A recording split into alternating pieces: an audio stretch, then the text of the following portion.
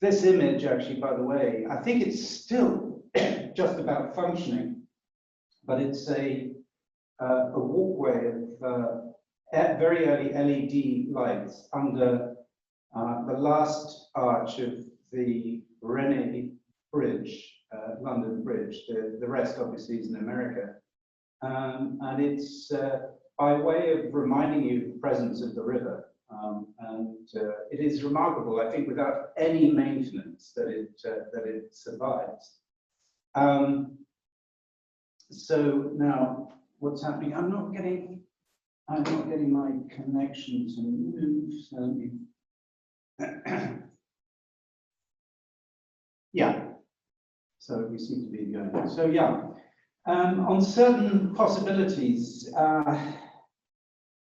was the product of what was to be the final diploma studio that I taught at Cambridge. And it was preceded by another, I think, very productive year where the students were making at full scale their proposals, developed from conversations about situational research in the urban context. So, and utilizing the engineering department workshops next door. I think you know, internally this was seen at the School of Architecture there as a reaction to the tradition then well established of collective projects in larger scale urban interventions. So the studio numbers were small and the endeavor, yeah, really intense and very unpredictable. My co-tutors were Robert Kennett, with whom I still enjoy a fantastically fruitful working relationship in our studio, and Sydney Svalastoga, who so sadly passed away last year. And this was at the kind of outset of her teaching career, having left Zaha as a project architect for the Vitra fire station. So it was an interesting group. Began without a sort of a presence. So actually, the students were encouraged through discussion to think about the context in which they would work, and the list, you know, includes these ideas of objects. So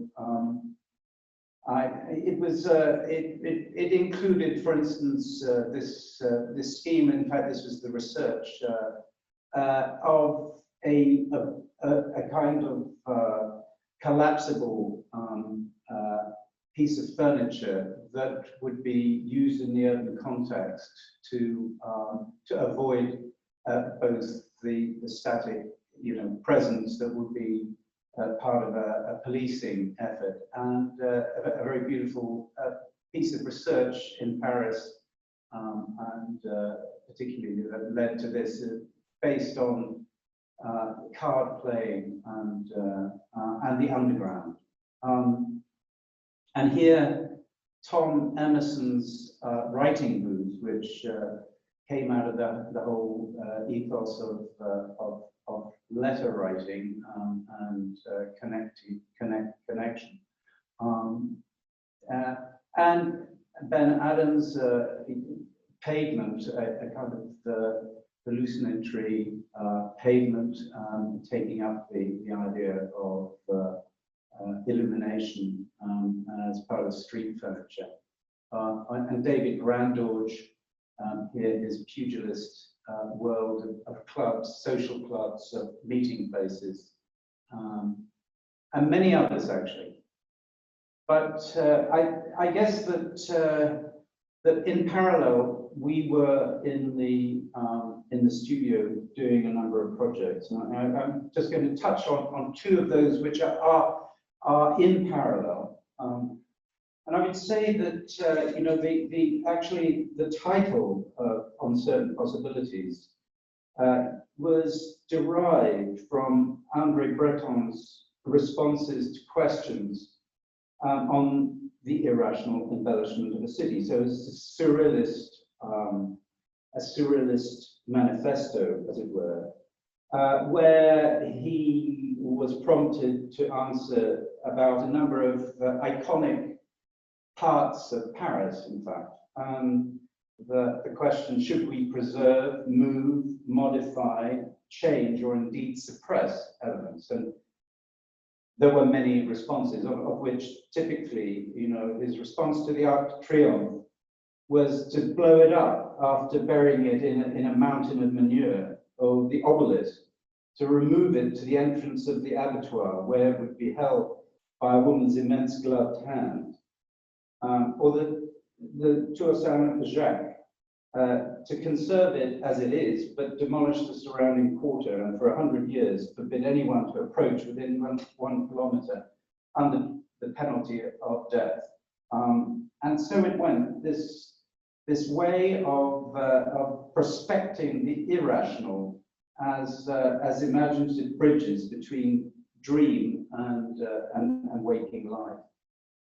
And in a sense, the Needle at Southwark was very much about the sort of sense of a lost presence. So clearly, this was part of the very interesting initiative of Future Southwark, which actually started in a disused car workshop, if I remember correctly. And we were offered the site of Coldchurch House. So actually the Needle came forward a little after that, well, once we began to understand the extraordinary condition that this space was, and as an intermediary kind of territory between the City of London's holdings and Southwark's.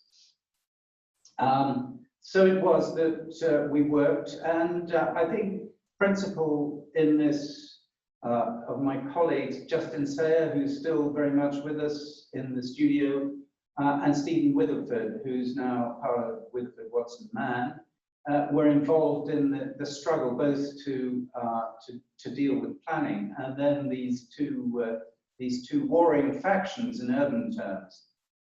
Working, you can see on the top left the passageway under the last arch that allows Tooley Street to weave its way under the current London Bridge. And as we worked this, we broke down a barrier that existed to allow steps, so that even though, like T.S. Eliot's figures in the wasteland kind of carting their way across the bridge to the City of London, you know, that you could turn and engage with the south, and that the Needle itself, which is made of 25 stones that interlock and then are post-tensioned, work brilliantly in engineering terms with a very young team from Adams Cara Taylor. The sort of sense of its trajectory celebrates the movement of the bridge, which has vacillated, you know, east and west over the duration of its presence, and at the same time is a marker in the ground to the incredibly fertile origins of the city, so it's sort of presence. And this is what it was, actually, unbelievably. This was the gateway to London. It's fantastic to think back. The above ground, which had this very solid sort of bit of brickwork under the ramp, which, you know, is beyond highway engineering. It is sewage engineering, really. I mean, you know, and so our journey through the permissions and so on were joined, I think, by a wonderful sense of making and determination that this should be load-bearing, post-tensioned, load-bearing stone. It's only the very, very top element which is doweled. And this is before the time of, computer assisted geometry. So it's a beautiful piece of stone masonry, stereotomy, where every stone, is made up of a series of interlocking elements to very precise tolerances set on lime mortar, and takes its presence in what was a desert. So, and then it's been photographed in guises. So we actually got Chris Steele Perkins to take a series of photographs of its presence in the telephone booths with the commuters coming across the river. And it sort of, has a presence as markers do against the horizon. And the horizon, is obviously with the story of artifacts. It is not an architecture that one dwells in, but either uses or passes in terms of its presence on the urban scene. And this is a very interesting part of its use. Again, Chris Steele Perkins. We did make a film. I'm not going to show the film now, but the wonderful team that built this was led by Andre Broner. And this is him eyeing up the brilliance of one of those lines of trajectories of the stone, gnarled by skateboarders and others, and indeed, paralleled by his brilliant hands. It's a very nice moment, and he's actually eyeing up at the same time the line of this needle with the presence now of the Renzo piano building, the Shard. So you can just see the crispness of those joints, and so it is. About the same time, actually, there's our project, which came to a conclusion in 97, 98, of the new accommodation building at Pembroke College. And there was a really interesting question above a staircase. You can see in the distance the block, the trees in this sketch. And just coming to the front, there was to the street, there's the chapel, which is Christopher Wren's first building. His uncle was the master. And and on top of that is a lantern, which is, a marker on the street of presence, in which you can just scrape into it through a chimney scale space. But the only things that are in there are the LED panels, signed by LED workers, changing the roof covering every 80 to 100 years. But it's a fantastic eyrie on the street. And the question was how to mark the top of the staircase, the knuckle around which, the axis around which the student accommodation building really hovered. So this is it. And it was separate, so that the engineering of the building for circa 100 students and a new master's lodge and blah, blah, was all designed with us by Arabs, and the forerunners to the facade engineering group at Arabs, the man called Turlo O'Brien. But separately, the idea of engineering a lantern in a beautiful way was something that we picked up and designed with the glass engineering brilliance of Dewhurst McFarlane and a young Brian Eckersley. So this was our first rite of passage with him. It's a very delicately structured. It's not single panels of glass. These are given a kind of pacing vertically by the horizontal junctions, and then topped. It's a ventilator as well, but it's also a prismatic piece that was where we were joined, and it was Philip Meadowcroft, particularly on this, with Robert, Kennett, and others. Stephen Witherford again was part of the team. And in the middle is suspended a dichroic sculpture by Peter Aldridge, and some of you may know his work at the V&A, but it's a very diaphanous, beautiful thing that casts light down into the stairwell and onto the street, and indeed across the court. And then there's a brancuche-like element on top that's gilded at its pinnacle, and it changes the dichroic. I have one leaf of this, so the scaling is a hand width. I think it's here.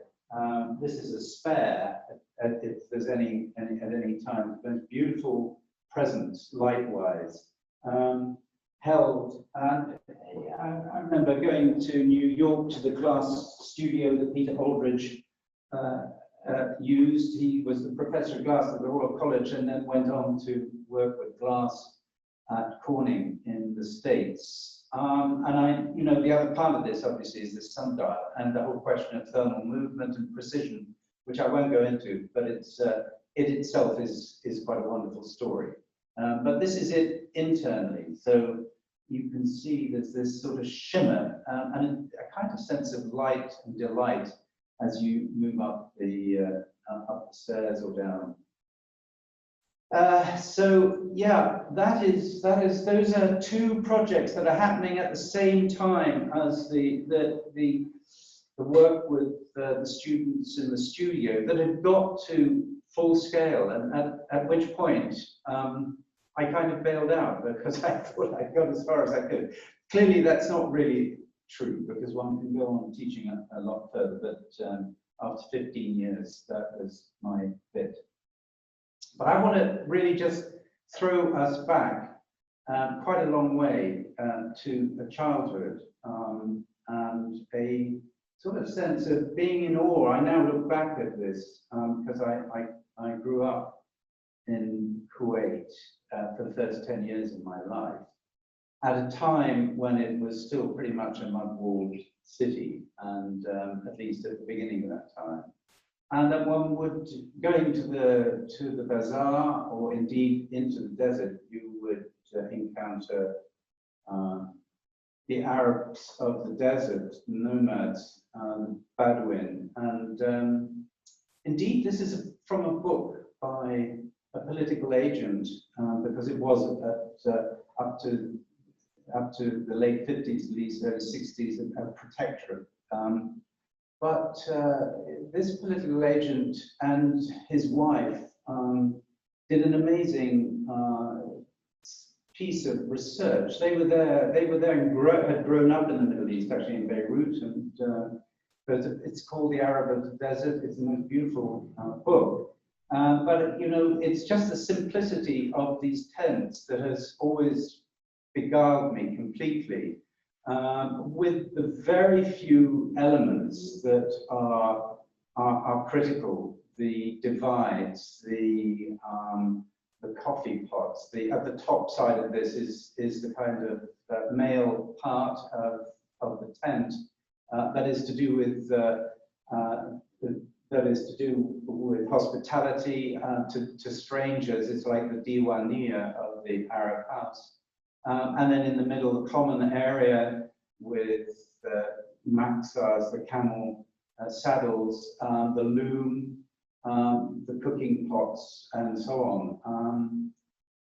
And a sense of, how during the summer you're in one condition of openness to use the protection and to draw the wind in. And all the parts are incredibly beautifully honed. I think in the sense of the social use of things. Obviously the black-haired tent being at its center, and this man H.R.P. Dixon,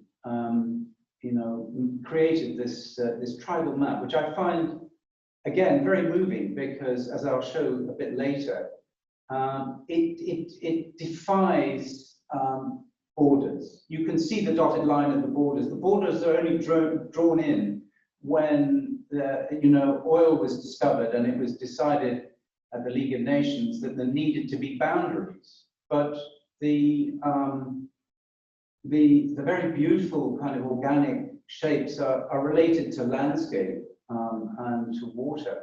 And great difference, very subtle difference within the myriad of elements. So yes, my father arrived as the first foreign employee actually in 1948. And you see him sitting here with the Emir at the opening of the hospital that had been started before he arrived, but he then built up the health service over a period of 14 years. And I was very much part of the Arab community and have never forgotten the beauty, the power, and the pride of those Bedouin coming from the desert with their hawks and rifles, camels or horses. But at the same time, things were changing. So we would receive a model of a Chevrolet each year. This is an early one. And so I was also kind of aware of the development of style, completely foreign territory. But this is actually one of my father's it's a Kodak kind of film, early film. Just this is right in front of where we lived. The dhows were being built, and they're part of an incredibly fine history. This allure of this part of the world drew me back with a colleague who I was an undergraduate with, Andrew Thorne, to research nomadic settlement, particularly in Iran, but we also looked at the squatter settlements in Kuwait. And this was part of a return journey. It's just a reminder those dhows are so part of a continuity of understanding of sea, because the dhows were part of this. The nomads, the Bedouin, were coming from the desert. Then the mariners were coming from the sea and went to India and Africa. There was pearl diving, which I was absolutely in awe of, this idea that you could send yourself to the bottom, of the shallow sea with a stone and a nose peg and stay there, for minutes on end. But at the same time, like the Bedouin tent, going to Oslo to find a boat like this, the Gokstad find, just as a reminder of the incredible sophistication of that of dealing with the environment that has been absolutely in the intervening period, massacred. I mean, obviously, in this instance, this is actually a mid-9th century boat with a keel, the major part of which comes out of an oak tree that it's established was more than 25 meters high. It is for 32 oarsmen who had 64, because it was a burial ship, it was preserved, 64 shields in alternating yellow and black. These were the arrivals, places like Lindisfarne. But you can't help but admire the beauty of the crafting and making of an artifact that is so beautifully honed. But back to Iran. So this is 1974, 1975. When we hooked up after getting excited about tents and yurts, as I said, this is with my colleague Andrew Thorne, who's an architect in London. You know, we were following an anthropologist called David Marsden. This is his map, culled from other maps, of the tribal map of Fars province in Iran. And our dealings were to actually survey the settlement of a group called, a well-known tribe called the Qashqai, but to a particular part of the Qashqai, the Darashuri, who are the horse breeders. So we spent a year doing this, in fact. So we left England in August and kind of arrived back in July of the next year, having traveled through Iran. The only way to get to the places we were working in was with bikes, and then further with those bikes strapped to dhows for political reasons, because we couldn't travel through Iran.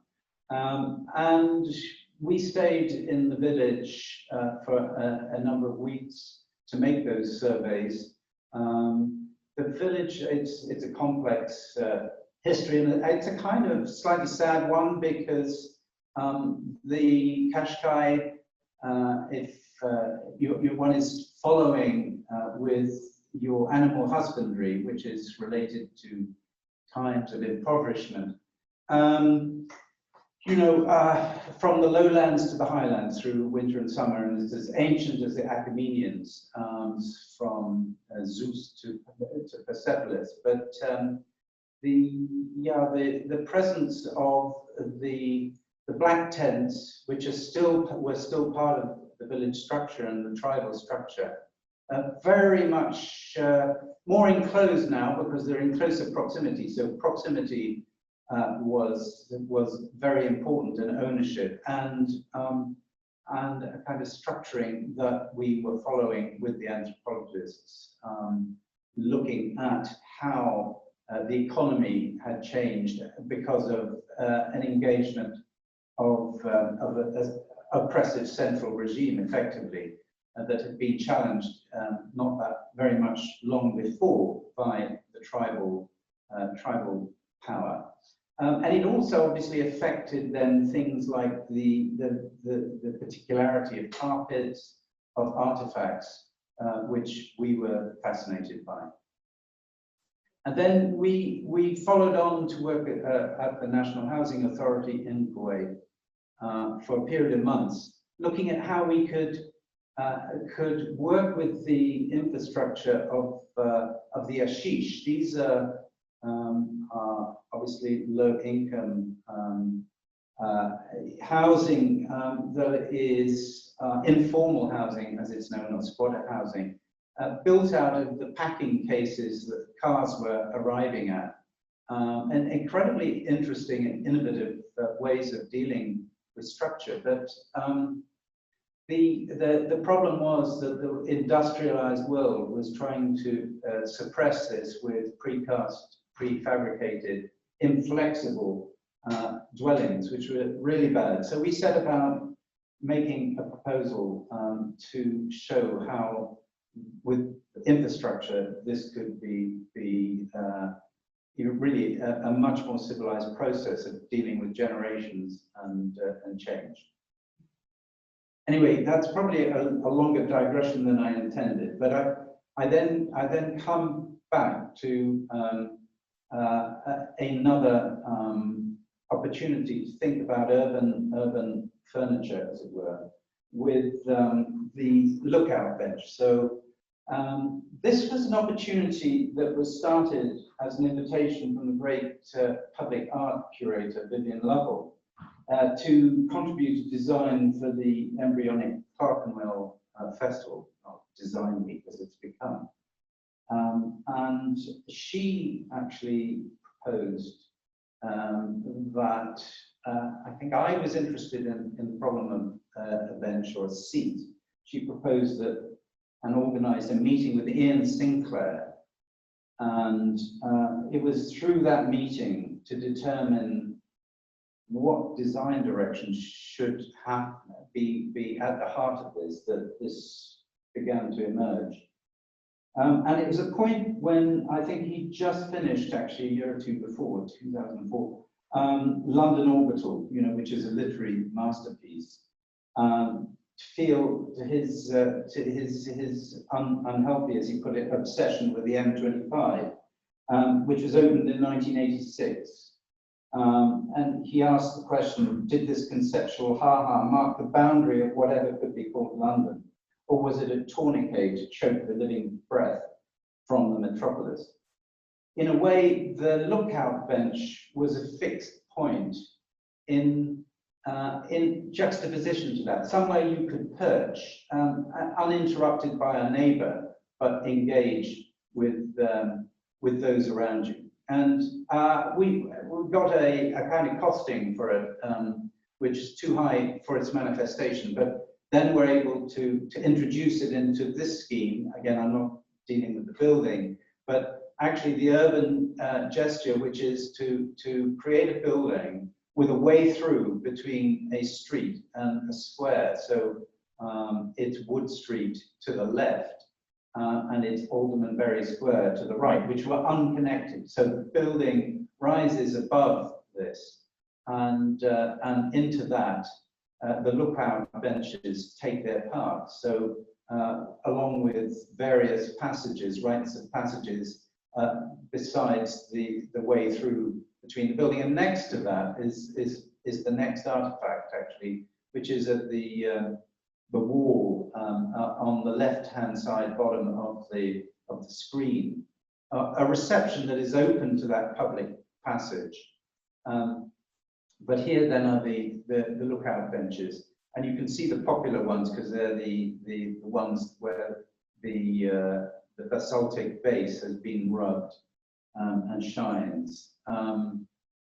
But then through the screen is the entrance to the reception space, and then beyond that, the backlit lifts to the office building. But there was the kind of question of this metal building, effectively like a spider that sits above something that's chthonic and earthbound. So the two walls you see that are lit with the sort of mesmeric color are in fact in cast concrete. So they have this earthbound quality. And then there was the idea of how you kind of introduce a rite of passage into the building. And I was thinking with Merit Clausen, who worked for many years in the office and who had trained as a textile designer, about hangings. And this represented a sort of moment, was it tapestry? Was it weaving? You know, tapestry is something that is not necessarily that mathematically precise, but there was a sort of sense of horizons and a sweep of landscape drawing you down to the way into the lifts, which became, in her hands, a very beautiful idea of woven hangings that are the scale of a loom that pick up that landscape idea of horizons.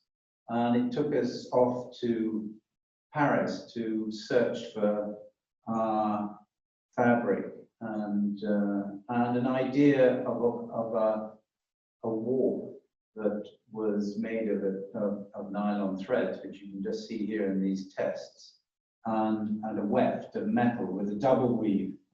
Working then, once this was established, with a master weaver, Anna Celine, who produced these very long lengths, so their loom width, with the idea there was very much merits of these billowing pillows, which are double weaves, so they're released from the background, and they work with an extraordinary depth against the concrete. So textiles have been part of the story of the urban artifact in a number of occasions. So that was one of the early examples. I was asked actually by Eddie Heathcote to consider designing ironmongery for his company, Ise. And we had a couple of projects for which this would be relevant. So one in Kuala Lumpur, a group of residences. And I set out to kind of design a handle that would flow rather than have to have a sort of separate escutcheon or other elements. So you can see sort of there are questions here in my mind, but with a three-dimensional character. So the horizontal and the vertical are resolved around the spindle, and we called it the Z lever. And it went through a series of manifestations from wood. The center is actually a paper model, very beautiful. And then on the right, the first casting. So just the sort of process of moving to finishes and its incorporation in various projects, actually, including pushes and pulls of this showroom called Sebastian Parquet for 20th century in furniture particularly. So really interesting. Well, we did some curation of exhibitions. Brings me to St. Martin Fields, my dear colleague Robert Kennett. We went through a long period on this, from the competition through the thinking about opening up the public space. I can't take you through that journey, of course, but the principle was a positive element, a pavilion that would rise above the ground, and a negative that would move into the ground. And this went through many, many iterations. This drawing actually is describing the pavilion walls, which after a period became very important. The pavilion walls as glass, with the idea that there was a solid top and a base that came out of the pavement. But the middle would be transparent or at least translucent. This was stacked glass, which proved to be impossible. I think there are, if you look very carefully, lines in the body of the pavilion. But it sits between, obviously, the grates of Gibbs and Nash, in the shadow, the north wall of St. Martin's, and the very highly reflective south wall of the Nash Terrace. So just in section, the floating top. The idea being that, well, first of all, the geometry couldn't be circular because of all the connotations of the sacred, but also that actually there should be something you go in the oculus that you see that allows you to take the geometry with you down below, so it doesn't become labyrinthine. You always have orientation as you move down, but also the idea that the walls,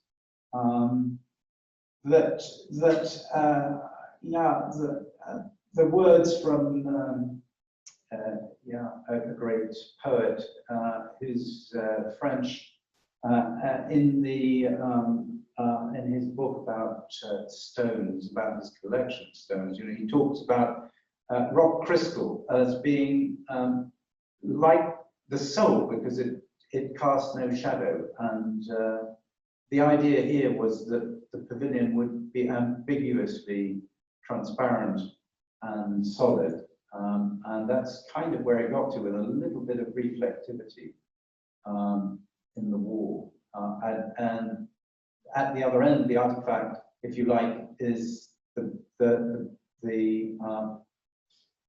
topping to the balustrading here out of these massive granite elements, which are cut so that you could perceive the depth, because there's a 7-meter drop on the underside. You can see the incorporation of poetry. So Andrew Motion's very fine stanzas about a place. Again, I'm not talking about our collaborations with artists today, which have been numerous and wonderful, in my opinion, but more to do with the idea of coming across these urban artifacts in public places. So these are just some of those explorations of geometry, and here the geometry of the oculus. And going down below, in terms of a place, this was an early sketch of the chapel that was created in memory of Dick Shepherd, who was a conscientious objector, who was the vicar of St. Martin-in-the-Fields at a very important time when he opened it up as a place of refuge, and had been at the front in the First World War. Many conversations about how a smaller space might work underground. Here, early ideas about benching and the altar. The benches were created with Matthew Marchbank. You can see that they're deceptively simple, with those spindles that are also bent to create comfort and a little bit of movement. There's one that's 3 and one that's 2, and these particular ones have a shelf underneath for liturgical material. And at the other end, there's the altar, and I was so I had the commission to design this altar, and it's out of a very simple stone called ovile, which is close to the First World War front where Dick Shepherd had been, and I wanted that obviously as a reference to his experience. And it's an oolitic limestone, quite coarse in fact, but it can be honed. So you can see the top surface is more highly honed than the sides. And I did go to the quarry to pick this stone, and at the quarry, intentionally, it was split. So the base exhibits that splitting, and an incredible moment when life is revealed in its continuity of the oolites that are exposed for the first time in all those millions of years, just putting our temporal experience into some perspective.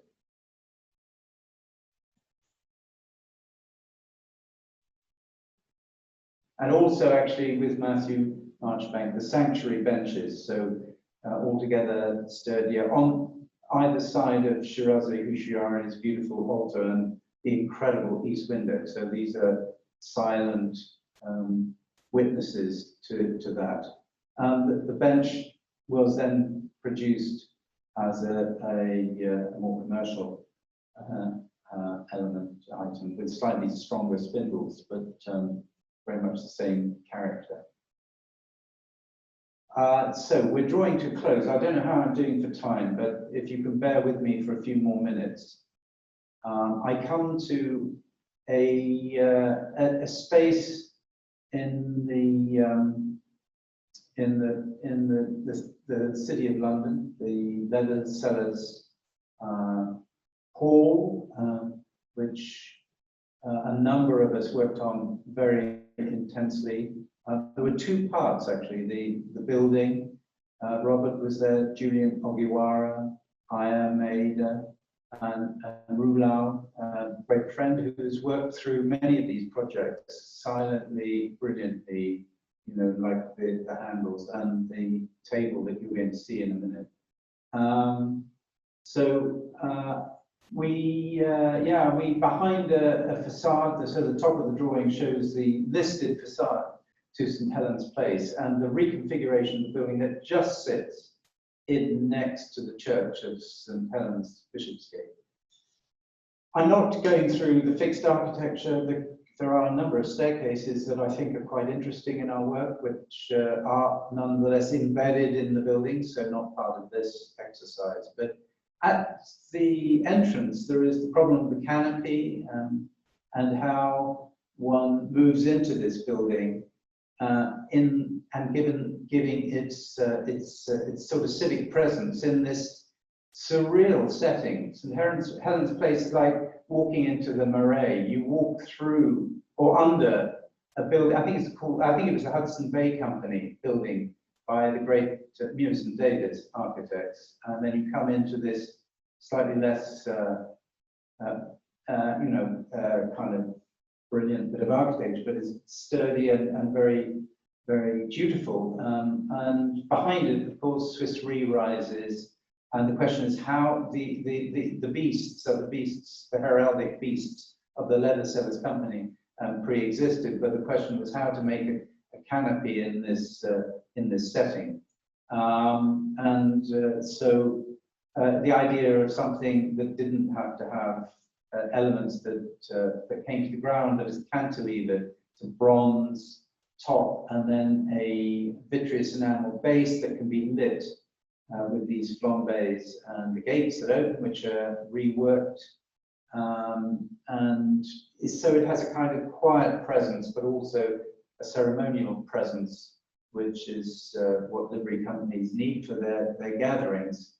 And then within, in the reception space that I didn't actually point out, I will skip that, but there's one room that faces the church, which is a reception space before you go to dine, in which I was able to persuade the company to invest in a light sculpture stroke chandelier, but it doesn't emit light, it captures light from surrounding light.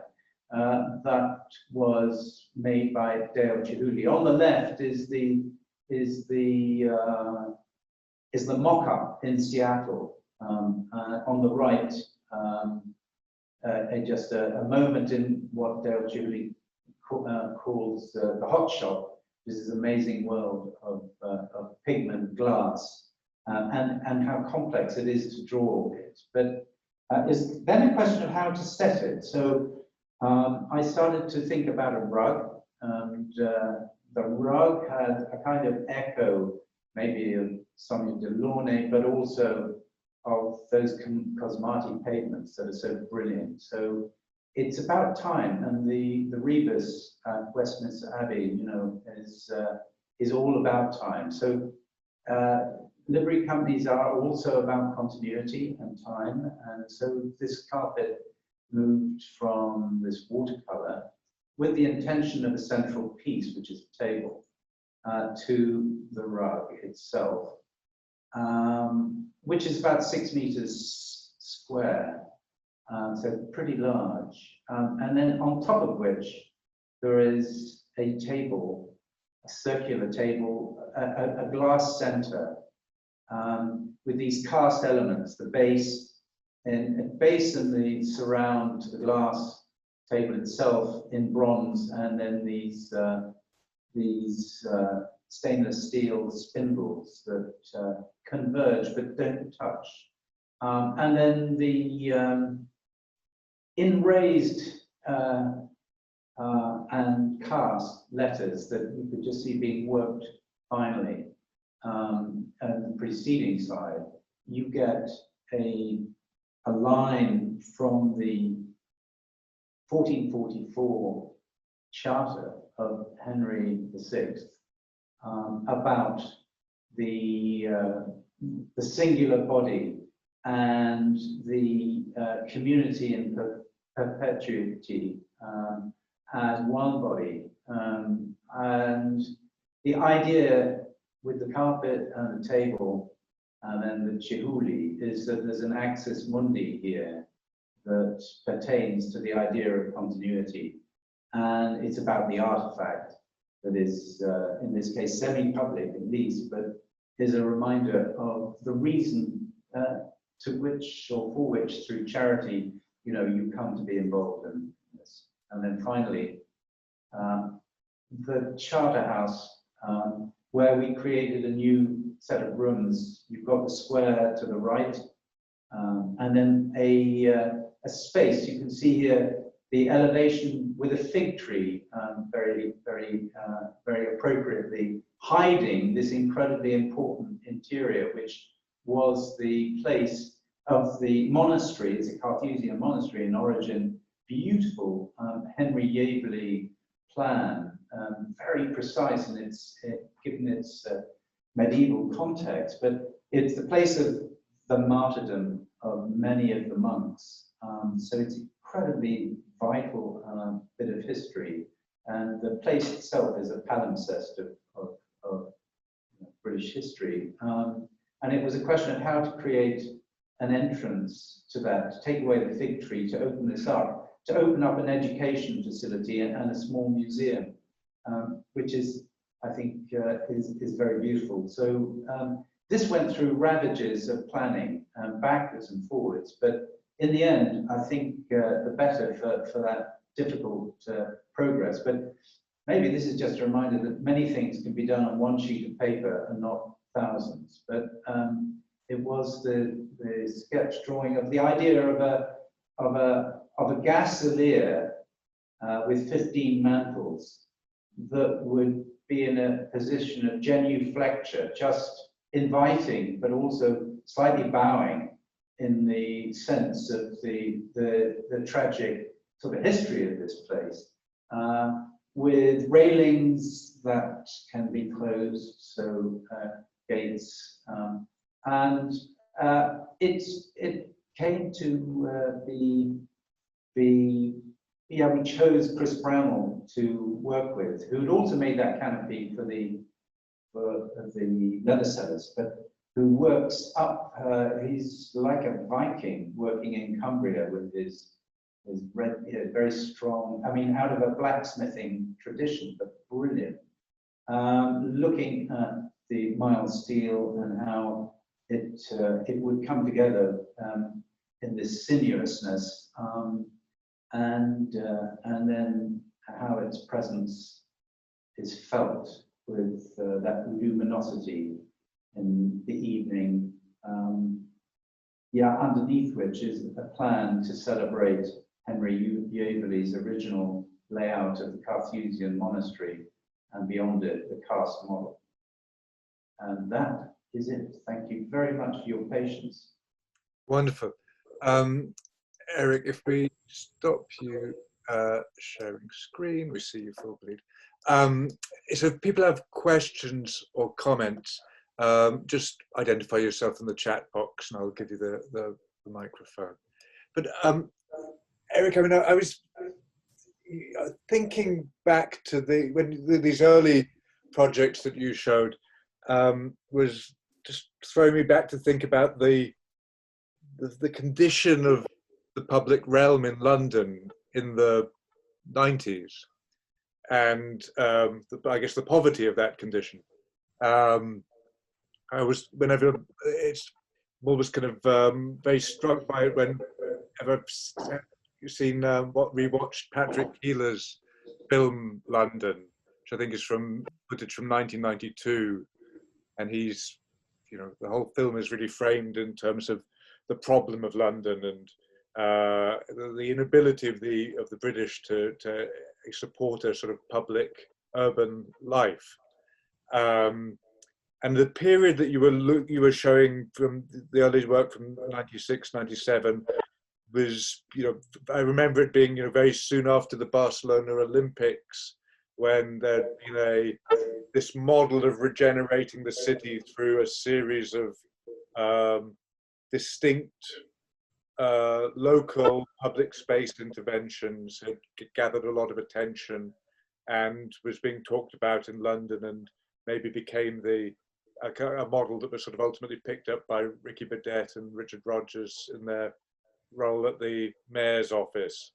So a lot of the work that you were showing seemed to be evidence of this reclamation of an idea of the public realm in London, which just, I remember it not really existing in the early 90s. I think one project very shortly before the ones you were showing was, the Lipschutz-Davidson public space project at the back of the National Theatre, the reclamation of that street, which was being with kind of lowered pavements, and it was in a very beat up state within a very short space of time, because nobody in London actually had the technical knowledge for how you laid a pavement that a truck could go over without kind of falling apart. I wondered just what your memories were of London as a public realm in that period, and to what extent the work you were showing was a reaction against that condition. Yeah, well, you remind me of many connections that I hadn't. Now you remind me. I remember, of course, and Barcelona was an incredible precedent. But I guess there's sort of been a rolling process of bigger and bigger projects, and I think scale has and ambition has something to do with it. I think actually small interventions, which was Fred Manson's kind of mantra with the Architecture Foundation Future Southwark proposals, was a very interesting way of kind of avoiding the mass scaling of redevelopment and maintaining a sort of a gritty grain. So actually, I have to say that there is a tendency to create an artificial now that steamrollers the past. So there's a sort of there's I think the element of surprise and repair is one that I remember as being very, very evident in those small scale interventions, which you can still see on Borough High Street from East and many others. So and they were a delight within the context, which was quite gritty. And I have to confess that I think there's room for preciousness in public spaces, and I can think of many in Paris, that are gated and beautiful to partake in and are amazing. But I think London is has and particularly Southwark has a grittiness which is to be really cherished. So I think that allows the past to live with the present in a very interesting way, a much more imaginative way than the sort of blasted away and rebuild it mentality. So and I have to say that I kind of prefer the memory of a slowly a dormant, rather emerging London right back in the late 70s as a student, where walls were, as you still find, covered in graffiti and interest, like a diary, So I think we can get a bit obsessed with over cleanliness, probably, it's relative, isn't it? It's comparative. It's not. It's homogeneity is the curse in terms of the bearer, the opening, like Andre Breton, of the world of imagination. I think those interventions that can be seen as elements that work apart, but with a certain degree of simultaneity, which may be based on a daily journey or something, are to be looked after very carefully. And in all senses, I think that all of the things you said were incredibly individual, but there was also what senses a kind of scholarly sensibility behind this imagination, and particularly in the early works of you looking at architecture which is of the past, which perhaps has not featured prominently in the canon of at the time. I'm thinking particularly Plechnik must have been a kind of preoccupation. in the roof project you showed towards the end, maybe most explicitly. But would he have been a reference point for you in thinking about these kind of surreal and very characterful episodes? Yeah, I think characterful is good. I'm totally with that, without being too gaily abandoned.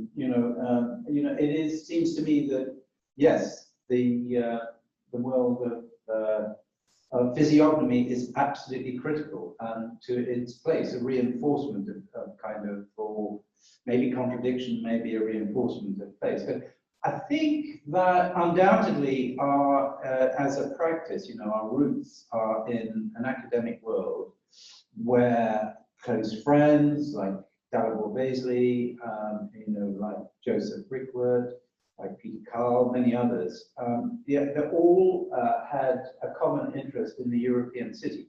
So undoubtedly, there's sort of precedent lurking there, sometimes more evidently than otherwise, but that sort of reverberation with a kind of connection with architecture and continuity, to put it carefully and obviously, is ultimately the name of our game. Carolyn Steele, I'm going to unmute you. I think you want to ask something. Thank you. Eric, lovely to see you. And thank you for a wonderful talk, and just fantastic. I've never seen any of those images of your dad and you biking through Arabia, so that was all absolutely fantastic. I've got a question here with Robert, which is sort of in a way leading on from what you were just talking about with Ellis, which is, I mean, I'm very concerned at the moment that, in terms of this pristine question, that, cities have become very kind of noli me tangere, they're all covered in granite or glass and so on. And I think, your interventions, all of which are absolutely beautiful, in a way they came at that time when something pristine and beautiful could be set against, the context of a much more rough and ready city. And now, with COVID and this question of actually, what a city is going to be for in future, and is anyone ever going to want to be in them again? I suppose part of me is imagining a kind of re-inhabiting the city centre by life, and maybe there could be a resurgence of something possibly like we saw in the 1970s when none of the smart money was in the city centre, so actually interesting people could re-inhabit it.